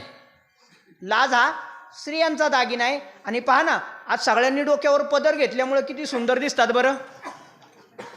हां, आता नका घेऊ कारण डोईचा पदर आला खांद्यावरी. लाज हा स्त्रियांचा दागिना आहे. हां, जेवढी लाजते ती तेवढीच सुंदर दिसते, शास्त्र म्हणते असं. आणि तो जगाचा मालक भक्ताचं काम करत असताना लाजत नाही मायबाप. लाज प्रत्येकाच्या ठिकाणी असते, लाज मनुष्याच्या ठिकाणी असते, लाज संतांच्या ठिकाणी असते आणि लाज देवाच्या ठिकाणी सुद्धा असते. काही बाबतीत आपण लाज धरली पाहिजे, काही बाबतीत आपण लाज मात्र सोडून दिली पाहिजे. माझ्या ज्ञानोबारायांनी ज्ञानेश्वरीच्या 16व्या अध्यायामध्ये काही ओव्या या ठिकाणी लाजेसाठी खर्च घातलेले आहेत. नाही, माझे ज्ञानोबाराय म्हणतात की एखाद्या राजाचा जर युद्धामध्ये पराभव झाला ना, एखाद्या राजाचा जर युद्धामध्ये पराभव झाला ना, तर त्याला त्या ठिकाणी लाज वाटत असते. आता पराजय राजा जैसा कदरथीजे लाजा का मानिया निस्तेजा निकृष्ट असतव. एखादा समाजामध्ये मानानं जगणारा मनुष्य असेल, श्रीमंत व्यक्ती असेल आणि काही कालावधीनंतर त्याला जर गरिबी किंवा दारिद्र्य अवस्था जर प्राप्त होत असेल ना, तर त्याला त्या ठिकाणी लाज वाटत असते. एखाद्या राजाचा जर युद्धामध्ये पराजय झाल्याच्या नंतर त्या राजाला त्या ठिकाणी आपली लाज वाटत असते. किंवा पहा, एखाद्या नालायक व्यक्तीचं घर असावं, एखाद्या चांडाळाचं घर असावं आणि त्या चांडाळाच्या घरी एखाद्या संताचं आगमन व्हावं, त्यावेळेस त्या संतांना किंवा त्या सज्जन माणसाला त्या ठिकाणी लाज वाटत असते. नाना चांडाळ मंदिरासी आवचटे आलिया संन्यासी मग लाज होय तैसी उत्तमातया. ज्ञानेश्वरीचा 16वा अध्याय शेवटच्या ओव्या आहेत अगदी. किंवा ज्ञानोबरायांनी अजून पुढच्या ओवीमध्ये दृष्टांत दिलाय. पहा, एखादा जर क्षत्रिय असेल, एखादा जर क्षत्रिय असेल आणि तो जर रणांगणामध्ये शस्त्र टाकून जर त्या ठिकाणी पळून जात असेल, तर मात्र त्या ठिकाणी त्याला लाज वाटत असते. किंवा त्याच्यासारखं लाजीरवानं जगाच्या पाठीवर काही असू शकत नाही. क्षत्रियारणी पळून जाणे ते कोणच आहे लाजीरवाने. ज्ञानोबाराय म्हणतात, क्षत्रिय जर रणांगणामध्ये जर पाठ दाखवून जर पळून जात असेल, तर त्याच्यापेक्षा जगाच्या पाठीवर लाजीरवानं काही नाही. क्षत्रियार रणी पळवणी जाणे ते कोणच आहे लाजीरवाने का वैधव्य पाचारणे महासती येते. एखादी स्त्री असावी ती पतिव्रता असावी. काय असावी? पतिव्रता. पतिव्रतेचे हृदय जैसे पती वाचोनी न स्पर्शे मी सर्वस्व या तैसे सुभटासी. तिला पतिव्रता म्हणतात. कार्येषु मंत्री करणेषु दासी भोजेषु माताशयनेषु रंभा धर्मानुकूला शमया धरित्री षडगुणा येतद्वी पतिव्रता नाम. तिच्याजवळ 6 गुण असले पाहिजेत. आता त्याच्यावर बोलण्याची ही वेळ नाही, कारण माझा अभंग लांब राहून जाईल. पतिव्रता कोणाला म्हटलं जातं? घरी जाऊन तुमचा तुम्ही अभ्यास करा ना. अगदी सोप्या भाषेत सांगू का पतिव्रता कोणाला म्हणायचं? एका बाजूला तिचा नवरा असावा आणि एका बाजूला साक्षात जगाचा मालक असावा. त्या जगाच्या मालकानं सांगावं माझ्याकडे ये, मी तुला मोक्ष देतो. आणि त्याच वेळेला नवऱ्यानं म्हणावं का मला ग्लास भरून पाणी दे. त्यावेळेस जी बाई देवाकडं न जाता पतीकडे जाईल ना, तिला काय म्हणायचं? पतिव्रता. ऐका भाग्याची आहे व तिचा पती तिचा देव. तुम्ही इथं नाही आले तरी चालते, मंदिरात नाही आले तरी चालते, तुमचा देव तुमच्या घरी. ऐका भाग्याची आहे व तिचा पती तिचा देव. आणि एखादी पतिव्रता असावी आणि तिला जर विधवा या नावानं जर कोणी हाक मारली ना, तर तिला त्या ठिकाणी लाज वाटत असते. माझे ज्ञानोबाराय म्हणतात, मी माझ्या पदरचं काहीच सांगत नाही आणि माझ्या पदरचं सांगायला इथं अधिकार सुद्धा नाही. इथं स्वतः रचलेली गाणी नाही म्हणायची. हां, किंवा एखादा रूपवान मनुष्य असू द्या, अगदी दिसायला सुंदर राजबिंडा असू द्या, का ज्याला पाहिल्याच्या नंतर त्याच्याकडं पाहावं असं वाटत राहतं, पण त्याला जर ऐन तारुण्यामध्ये जर कुष्ठरोग झाला तर किती लाज वाटेल. रूपसा उदयले कुष्ठ संभाविता कुटीचे बोट तया लाजा प्राण संकट होय जैसे. ज्ञानोबाराय म्हणतात, एखाद्या रूपवान व्यक्तीला जर कुष्ठरोग झाला तर त्याला त्या ठिकाणी लाज वाटत असते. किंवा एखादा खरं बोलणारा व्यक्ती त्या ठिकाणी असावा की ज्यानं उभी आयुष्यामध्ये खोटं बोललंच नाही आणि त्याच्यावर जर खोटारडेपणाचा जर आळा आला ना, तर त्याला त्या ठिकाणी लाजीरवान असतं. पण हे झालं व्यवहारातलं. खरं तर आपण ज्या गोष्टीची लाज धरली पाहिजे ना, त्या गोष्टीची आपण लाज धरत नाही. आपण कशाची लाज धरतोय? आपण लाज कशाची धरली पाहिजे? तर पुन्हा पुन्हा जन्माला येणं आणि पुन्हा पुन्हा मारावं लागणं, याची आपण लाज धरली पाहिजे. कारण ज्यावेळेस तो जीव पोटामध्ये असतो ना, त्यावेळेस तो देवाला विनंती करत असतोय, माय बापा या दुःखातून मला वेगळं कर. एक वेळ करी या दुःखा वेगळे, एक वेळ करे या दुःखा वेगळे.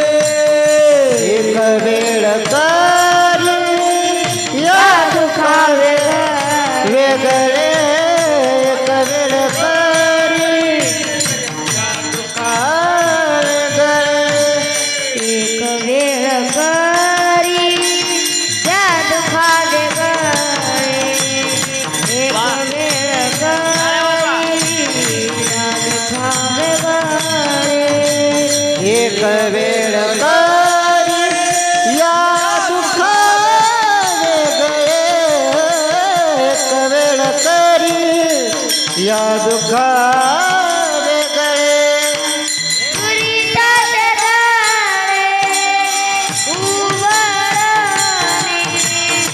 दुरिताचे जाळे उमरणे जाळे उगवणे दुरिताचे जाळे उगवणे आठवीन पाय हा बलवत आठवीन पाय माझा नवस आठवीन पाय हा माझा नवस पाय हा माझा नवस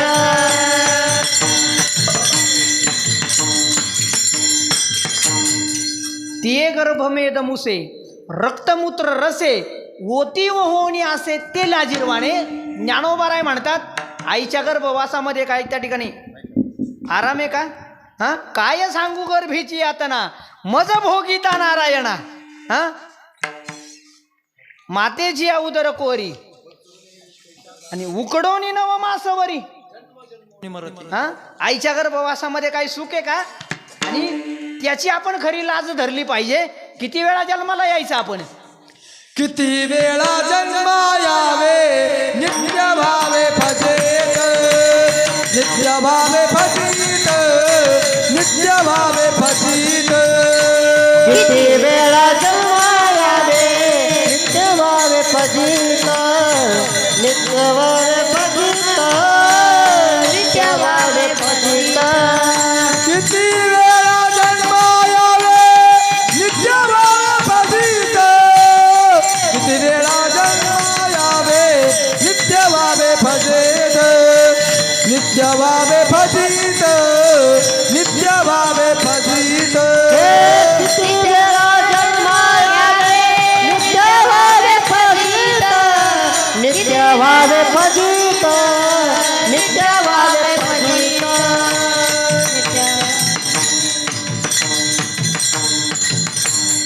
किती वेळा जन्मा यावे नित्य भावे फजित. किती जन्म झाला फेरा गणित नाही जी दातारा. तुकाराम महाराज म्हणतात तुम्ही किती वेळा जन्माला आले आणि किती वेळा मरण पावले याचं गणितच करता येणार नाही. आणि पुन्हा पुन्हा जन्माला येणं पुन्हा पुन्हा मरावं लागणं याच्यासारखं लाजिरवाणं जगाच्या पाठीवर कुठं आज सापडणार नाही. आणि संतांना मात्र याची लाज वाटत असते. किती वेळा जन्माला यावी. आणि म्हणून संत रात्रंदिवस त्या ठिकाणी माझ्या जगाच्या मालकाचं भजन करत असतात माईबाप. रात्रंदिवस आपल्याला देवाचं नाव घ्यायचं म्हटलं का आपल्याला लाज वाटत असते. नामस्मरण करता लाजसी पामरा आणि भोगीसी घोरा यमदंड. भजनी जाता लाज वाटे आणि वैश्या घरी भांग घोटे. तुकाराम महाराजांची प्रमाण आहेत. साधूच्या गाभारा लाजसी पामरा हां आणि वेशेची घरा पुष्पे नेसी. तुकाराम महाराजांचं प्रमाण आहे. आपण जिथं लाजायला पाहिजे ना तिथं लाजत नाही. आणि ज्याची लाज धरली पाहिजे ज्याची लाज नाही धरली पाहिजे त्याची मात्र आपण लाज धरतोय. आज लहान लहान लेकरं आहेत मायबाप कीर्तनामध्ये टाळ घेऊन उभी आहेत ना. ही आपल्याच गावची आहेत का बाहेरच्या गावची आहेत? तुमच्या संस्थेतली आहेत ना महाराज. महाराजांसाठी आणि लेकरांसाठी एकदा टाळ्या होऊ द्यात. आपल्या गावातली कुठं पाठवली आपण मग? त्यांना इथं यायची लाज वाटते का? हा म्हणजे आपली लेकरं इथं येण्यासाठी लाजतात. वास्तविक लाज धरली पाहिजे का? संत समागमे धरावी आवडी करावी तातडी परमार्थाची. आपल्या लेकरांनी खरं तर इथं उभं राहिलं पाहिजे. पण आपण कशाची लाज धरतोय मायबाप? एखाद दुसऱ्याचा असेल सुद्धा आहेत आहेत आहेत. आमच्याकडे अशीच परिस्थिती आहे. आमच्याकडं काय वेगळं आहे? हां, आपण कशाची लाज धरतोय? पण किती वेळा जन्मा यावे नित्य व्हावे फजित याची आपण लाज धरली पाहिजे. आणि त्या जगाच्या मालकाचं भजन केलं पाहिजे. आणि संत रात्रंदिवस त्या ठिकाणी त्या जगाच्या मालकाचं भजन करतात. माझ्या जगद्गुरु तुकोबारायांची अवस्था तर अशी होती का स्वप्नात झोपेत नाही तर स्वप्नात सुद्धा माझे जगद्गुरु तुकोबार आहे पांडुरंग परमात्म्याचं भजन करत होते ना. पांडुरंग ध्यानी पांडुरंग म्हणी जागृती स्वप्नी पांडुरंग दिवस न कळे दिन रजनी हाती दंदा गोविंदाचे पवारे गोविंदाचे पवारे गोविंदाचे पवारे दिन रजनी हाती गोविंदाचे पोवाडे गोविंदाचे पोवाडे गोविंदाचे पोवाडे. दिनरजनी हाची धंदा गोविंदाचे पावाडे रात्र न कळे दिवस न कळे अंगी खेळे दैवत. तुकाराम महाराजांना शिंक जांभळे आणि खोकला आल्याच्या नंतर त्यांचं नामस्मरण थांबत होतं आणि आपल्याला शिंक आल्याच्या नंतर आपण नामस्मरण घेतोय. हा त्यांच्यातला ना आपल्याला फरक आहे. त्यांच्यातला आणि आपल्यातला फरक आहे. आणि त्याचा परिणाम माझ्या जगद्गुरु तुकोबारायांच्या भक्तीचं कर्ज संतांच्या भक्तीचं कर्ज माझ्या जगाच्या मालकावर झालं होतं. हा घे माझा अनुभव भक्तिभाव भाग्याचा केला ऋणी नारायण नोहे क्षण वेगळा. त्या संतांनी देवाला ऋणी करून घेतलं होतं आणि तो देव संतांना सोडून एक क्षण सुद्धा त्या ठिकाणी लांब राहत नव्हता. झाला भक्ताचा अंदाना. तुकाराम महाराज म्हणतात ते ऋण फेडावया. त्यांच्या भक्तीचं कर्ज फेडायला माझा जगाचा मालक संतांच्या घरचा अंदाना झाला होता. आणि म्हणून ज्ञानोबाराय म्हणतात पहा ते ऋण वैपन देखोनी अंगी मी आपुलियाची उत्तीर्णत्वा लागी भक्ताची तनु त्यागी परिचर्या करी तैसे ते माझे कलत्र हे जाणीजे काही सेनी न लाजे तयाचे निमी. ज्ञानोबाराय म्हणतात त्यांचं ऋण फेडण्यासाठी त्यांचं पडेल ते काम करायला मी तयार होतोय. आणि ते काम करत असताना मी एका तिळा इतकीही लाज धरत नाही. देह कैवल्याचा वारा जनी लागेन या सुकुमारा म्हणून आत्मबोधाची या पांजिरा सुयेतया. त्या भक्ताचं कर्ज फेडण्यासाठी तो जगाचा मालक मायबाप पडेल ते काम करतोय पडेल ते काम करतोय. आणि ते काम करत असताना माझा जगाचा मालक जातपात काही पाहतोय का? आहे ना काकड्यामध्ये प्रमाण उंच नीच काही नेणे भगवंती तिष्ठी भाव भक्ती देखोण्या. तो भक्त कोणत्या जातीत जन्माला आलाय भक्त कोणत्या कुळात जन्माला आलाय याचं काहीच पाहत नाही. यातायाती धर्म नाही विष्णुदास आहे. त्या भक्ताचं काम करत असताना देव तिळाईत काही लाज धरत नाही. साधावया भक्ती काज नाही लाज धरीत. त्या भक्ताचं काम करत असताना तो कोणत्या जातीत जन्माला आलाय हे तो जगाचं मालक पाहत नाही. आणि त्या भक्ताचं काम करत असताना देव एवढा उतावीळ होतोय बहु उतावीळ भक्ताची या काजा होशिकेश राजा माये बापा. त्या भक्ताचं काम करत असताना देव मायबाप उतावळा होतोय आणि एवढा उतावळा होतोय भक्तानं काम सांगायच्या आधी काम करतोय. कामे न सांगता करी काय तरी असे भक्ताची आहे घरी कामे न सांगता करी भक्त समागमे सर्व भावे हरी. आणि न सांगता करी सर्व काम. तो जगाचा मालक भक्तानं सांगितलेलं कुठलंही काम करत असताना काम करायला त्या भक्तानं सांगायच्या आधी मायबाप माझा जगाचा मालक काम करतोय. विठ्ठल विठ्ठल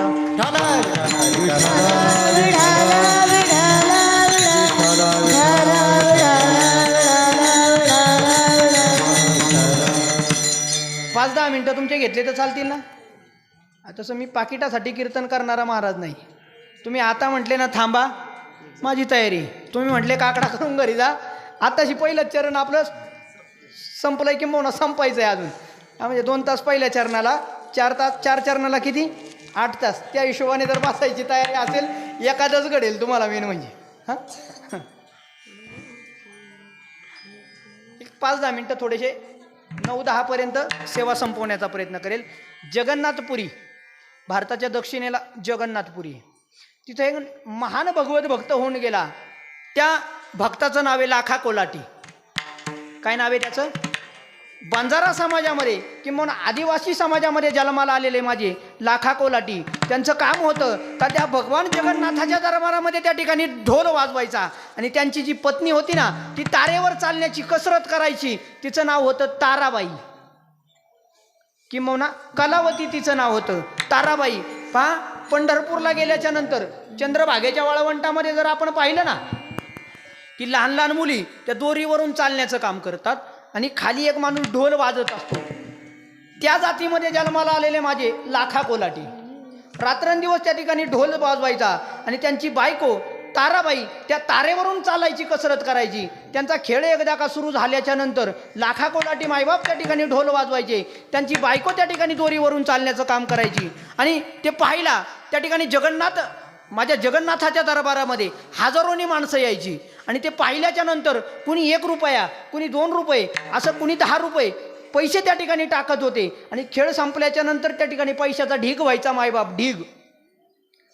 पण माझे लाखा कोलाटी मायबाप, माझे लाखा कोलाटी माझ्या भगवंताशी एवढे अनन्य होते ना, एवढे अनन्य होते ना, त्या पैशातला 1 रुपया सुद्धा घरी घेऊन जात नव्हती. काय लाखा कोलाटी भगवंताच्या दरबारामध्ये केलेल्या खेळाचा 1 पैसा त्या ठिकाणी घरी घेऊन जात नव्हते. इथं 500 रुपयासाठी 4 किलोमीटर गाडी परत फिरून येणारे भक्त आहेत काही काही.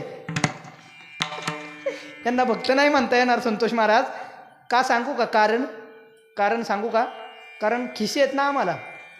इकडं 2 आहेत, इकडं 1 आहे. आता मला आतून नाही, काही काही ना ते पण असतात, 4-4 खिसे असतात.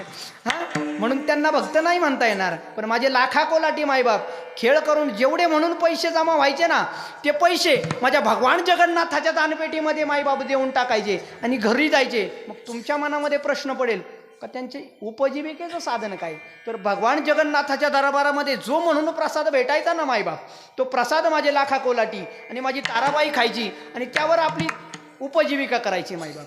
अनेक दिवस गेले होते, संसाराचा गाडा चालला होता आणि आता माझी ताराबाई त्या ठिकाणी गर्भवती राहिली होती. 9 महिने 9 दिवस त्या ठिकाणी संपन्न झाले होते, पूर्ण झाले होते. आणि त्या ठिकाणी प्रसूती होत असताना मायबाप एक अघटित घटना घडली होती. काय मायबाप माझ्या जगाच्या मालकाच्या मनामध्ये असेल, कारण देव एखादा भक्त जर त्याची भक्ती करायला लागला ना, त्याला सुखानं भक्ती करू देत नाही मायबाप.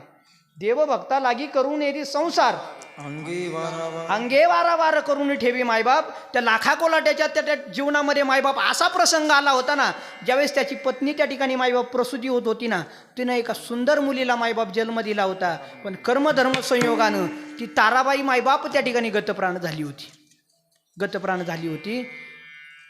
खरं तर नवऱ्याच्या आधी बायकोचं जाणं हे नवऱ्यासाठी मायबाप फार दुर्दैवी असते.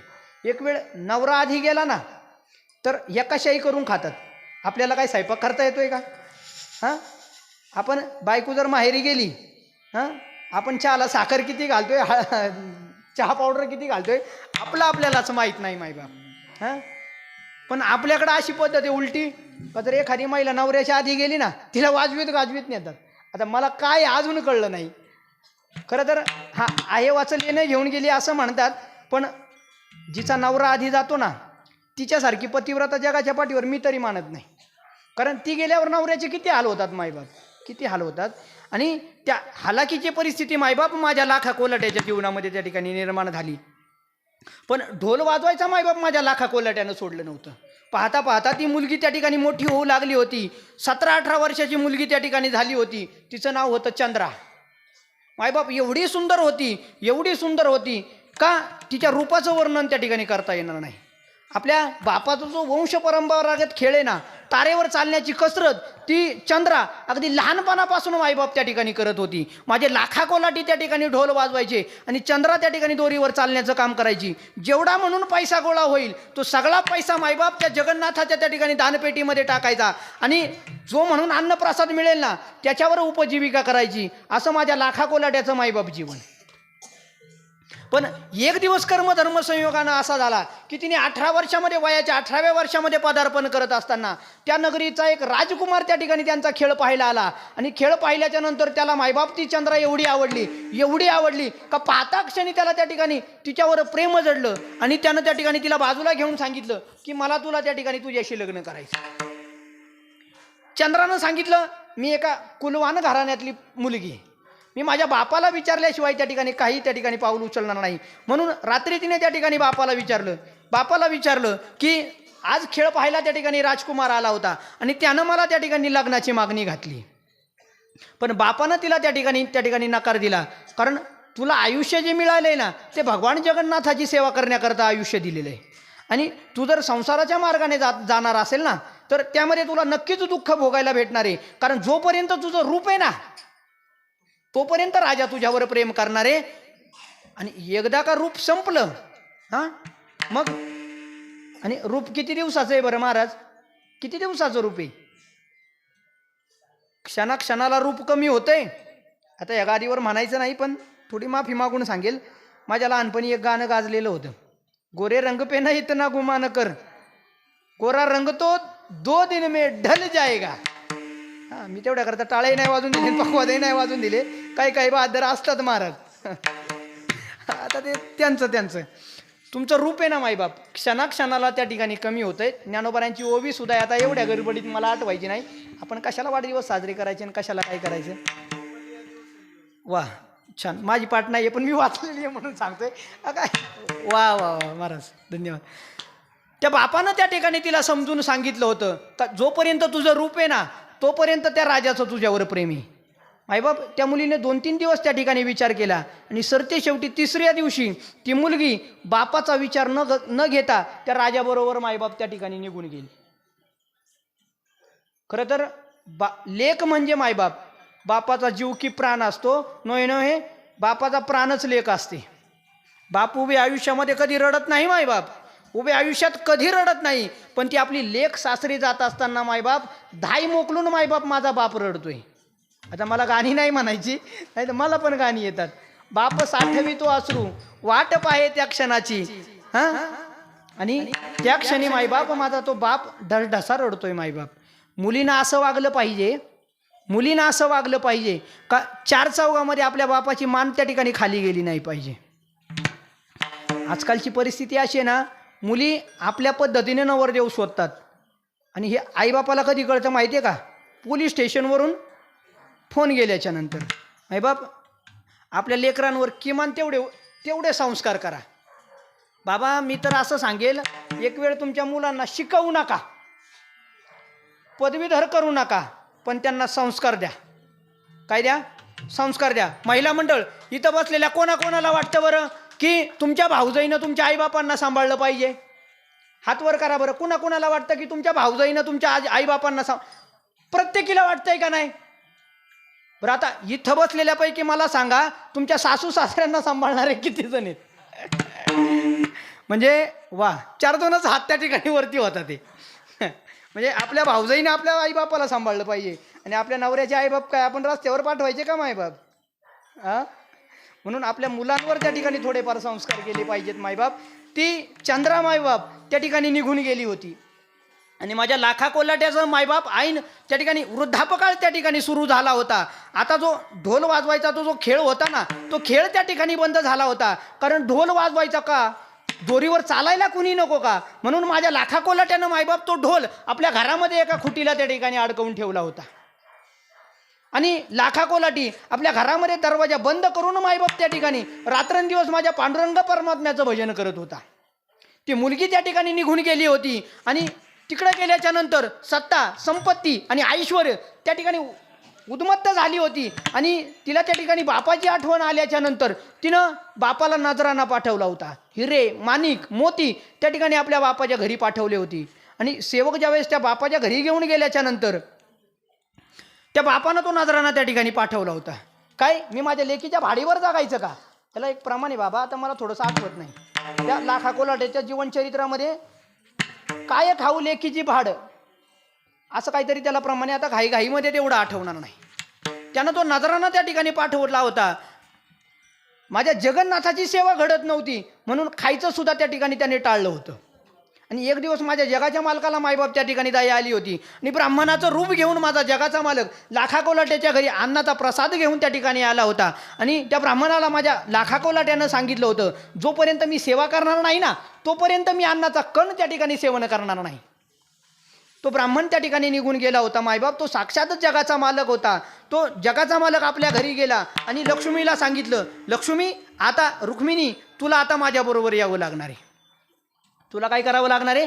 माझ्याबरोबर यावं लागणार आहे, कारण जोपर्यंत सेवा नाही तोपर्यंत माझा लाखा त्या ठिकाणी अन्न त्या ठिकाणी घेणार नाही. म्हणून तुला माझ्याबरोबर यावं लागणार आहे. चंद्राचं रूप तुला त्या ठिकाणी घ्यावं लागणार आहे आणि लाखा कोलाट्याच्या घरी त्या दोरीवर तुला चालण्याचा खेळ त्या ठिकाणी करावा लागणार आहे. आणि मायबाप असं म्हटल्याबरोबर माझ्या रखुमाईनं मायबाप त्या ठिकाणी चंद्रेचं रूप धारण केलं. आणि काही दिवस गेल्याच्या नंतर ती चंद्रा मायबाप त्या बापाच्या दारामध्ये त्या ठिकाणी आली. लेकीला पाहून बापाला त्या ठिकाणी आनंद झाला.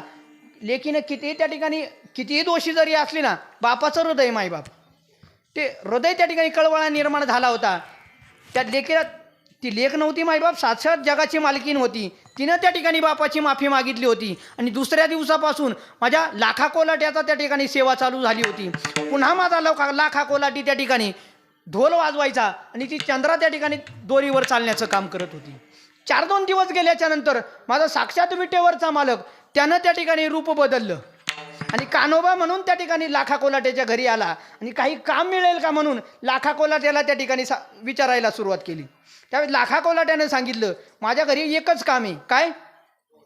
फक्त ढोल वाजवायचं आहे. तो कान्होबा म्हटला, मला येतोय ढोल वाजवता. लाखा कोलाट्यानं विचारलं, का रे बाबा तुला ढोल वाजवता येईल का?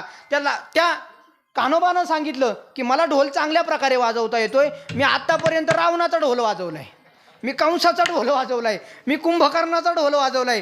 तुमच्या ढोलाला काय वाजवायचंय? मायबाप असं म्हणून दुसऱ्या दिवशी मायबाप माझ्या जगाच्या मालकानं तो ढोल त्या ठिकाणी गळ्यामध्ये घातला.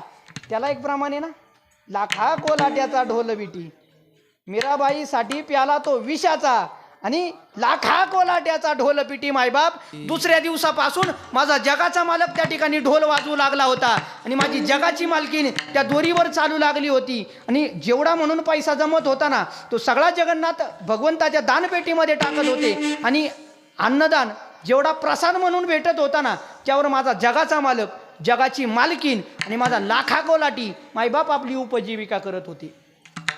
काही महिने गेल्याच्या नंतर इकडं जी ओरिजिनल राजाबरोबर निघून गेली होती ना, तिला त्या ठिकाणी पश्चाताप व्हायला लागला होता. आपण जर कदाचित आपल्या बापाचं ऐकलं असतं तर. आणि कितीतरी मुलींना पश्चाताप होतो ना मायबाप. ज्यावेळेस आईबाप समजून सांगत असतात ना, त्यावेळेस त्यांना आईबाप खोटे वाटत असतात. पण ज्यावेळेस पश्चाताप होतो ना, एक दिवस आईबापाकडं मायबाप त्यांना यावंच लागलं होतं. आणि ती ओरिजिनल चंद्रा त्या ठिकाणी आली आणि ती आल्याबरोबर माझ्या जगाचा मालक आणि जगाची मालकीण मायबाप निघून गेली होती. ती ओरिजिनल चंद्रा आली आणि बापाला कडकडून मिठी मारली की अनेक दिवस गेले, मी त्या सत्तेमध्ये संपत्तीमध्ये त्या ठिकाणी गडून गेले होते आणि मी तुम्हाला विसरले होते. त्यावेळेच्या बापाला थोडंसं आश्चर्य वाटलं, हे असं बोलते काय? अगं कितीतरी महिने तू या ठिकाणी दोरीवर चालत होती. तो कान्होबा नावाचा नोकर त्या ठिकाणी ढोल वाजवत होता. कान्होबा नावाचा नोकर त्या ठिकाणी ढोल वाजवत होता. त्यावेळेस त्या चंद्रानं सांगितलं की बाबा, मी ज्या दिवसापासून गेली ना, त्या दिवसापासून आजच पहिल्यांदा तुमच्या घरी आले. मग मी जर आज तुमच्या घरी आले तर माझ्या जागी जी चंद्रा होती ती नेमकी कोण होती? जो नोकर होता तो नेमका कोण होता? त्या लाखा कोलाट्यानं मायबाप ओळखलं की माझा जगाचा मालक त्या नोकराचं रूप घेऊन आपल्या घरी ढोल वाजवायला आला होता. आणि ती जगाची मालकीण त्या चंद्रेचं रूप घेऊन दोरीवरती चालण्याचं काम करत होते. आणि असं झाल्याच्या नंतर तो लाखा कोलाटी मायबाप जगन्नाथ भगवंताच्या द्वारामध्ये गेला आणि सांगितलं, देवा जर आता तुम्हाला जर माझं रूप तुझं रूप जर नाही ना दाखवलं तर मी याच खांबाला माझं डोकं आपटून त्या ठिकाणी माझा जीव देईल. असं म्हटल्याबरोबर मायबाप माझ्या भगवंतानं चतुर्भुज रूप त्या लाखा कोलाट्याला त्या ठिकाणी दाखवलं होतं. आणि तो लाखा कोलाटी त्या भगवंताचं दर्शन घेऊन मायबाप त्या ठिकाणी धन्य झाला होता. ज्या लाखा कोलाट्यासाठी माझा जगाचा मालक कुठल्याही प्रकारची लाज न धरता त्याच्या घरी अनेक महिने ढोल वाजवत होता. नुसता जगाचा मालक नाही मायबाप, माझी जगाची मालकीण अनेक महिने ज्या लाखा कोलाट्याच्या घरी दोरीवर चालत होती ना, त्या जगाच्या मालकाला माझे जगद्गुरु तुकोबाराय म्हणतात, तुम्ही शरण जा.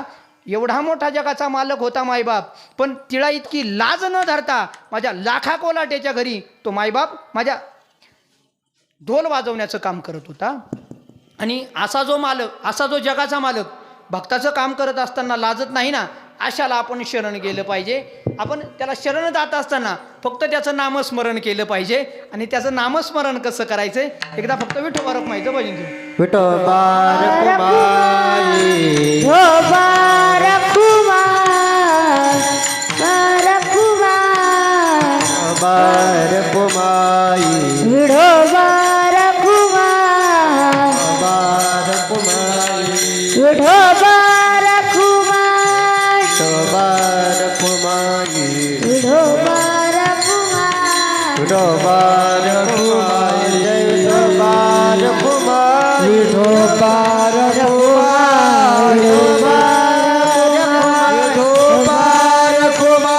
विठोबा रखुमाई, विठोबा रखुमाई, विठोबा रखुमाई, विठोबा रखुमाई,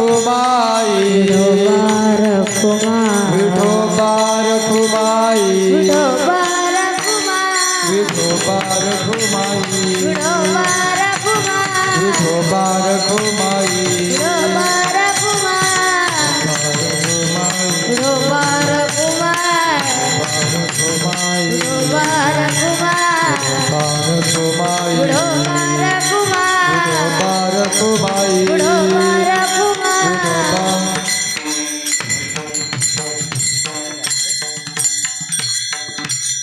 ज्ञानेश्वर माऊली ज्ञानराज माऊली ज्ञानेश्वर माऊली, ज्ञानराज माऊली, ज्ञानेश्वर माऊली, ज्ञानराज माऊली तुकाराम, ज्ञानेश्वर माऊली ज्ञानराज माऊली तुकाराम ज्ञानेश्वर माऊली, ज्ञानराज माऊली तुकाराम. ज्ञानेश्वर माऊली ज्ञानराज माऊली तुकाराम हरी. आपली निर्धारित वेळ या ठिकाणी संपून गेलेली आहे. निर्धारित वेळेमध्ये जे माझ्या बुद्धीला जमलं त्यावर अभंगावर बोलण्याचा प्रयत्न केला. जे बरोबर असेल ते नक्कीच माझ्या गुरुवर्यांचं, माझ्या वडिलांचं आणि माझे गुरुवर्य डॉक्टर गजानन महाराज काळे यांचं असेल. बोलताना एखादा अपशब्द जर माझ्या वाणीतून गेला असेल तर तो माझ्या वाणीचा दोष समजा. करविली तैसे केली कटकट, नाही का, वाकडी का नीट देव जाणे. कारण इथं उभं राहिल्याच्या नंतर बोलून घेणारा तोय, साळून की मंजुळ बोलत सेवानी, शिकविता धनी वेगळाची. म्हणून यथाशक्ती अभंगावर मर्यादित वेळेमध्ये बोलण्याचा प्रयत्न केला. या सेवेच्या माध्यमातून ज्यांची गोड साथ लाभली, अगदी कुणाचंही न नाव घेता तुम्हा सर्वांच्या चरणी विनम्र भावानं पुनश्च एकदा प्रणिपात करतो. झालेली सेवा तुम्हा सर्व श्रोतृवर्गाच्या चरणी, गायनाचार्य, मृदुंगाचार्य, आदरणीय महाराज, नाव नाही माहिती, महाराजांचे सगळे विद्यार्थी, सगळ्यांच्या चरणी या ठिकाणी सेवा समर्पित करतो. आणि याच ठिकाणी सेवेला पूर्णविराम देतो. पहा, माझ्या श्रीमंत श्री जगद्गुरु तुकोबरायां त्या ठिकाणी सदैव वैकुंठाला जाऊन त्या ठिकाणी 375 वर्ष या ठिकाणी पूर्ण झालेले. आणि त्या निमित्तानं सुद्धा आपला अखंड नामयज्ञ सोहळा आहे.